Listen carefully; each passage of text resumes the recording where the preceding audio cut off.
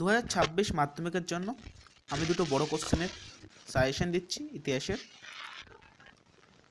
তো এই দুটোর মধ্যে যে কোনো একটা আসার চান্স আছে এবারে, ঠিক আছে?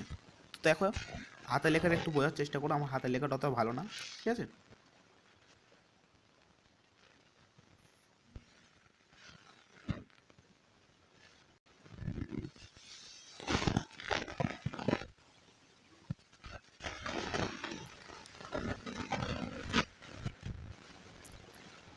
এটা তো অনেক সহজ করে পাবে, ঠিক আছে? অন্যান্য এতে পাবে বইতে বা তুমি সহায়িকাতে হয়তো কঠিন হতে পারে, কিন্তু এটা সহজ।